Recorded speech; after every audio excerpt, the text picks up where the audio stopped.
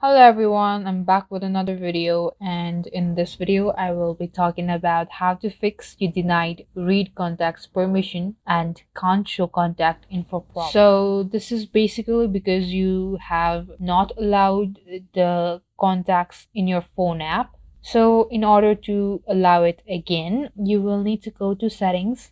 Here in settings, search for security and privacy. So in some of the phones, you might only see the privacy option. You can click on the privacy option, and here you will see the privacy. Just click on that and you will see an option called permission manager.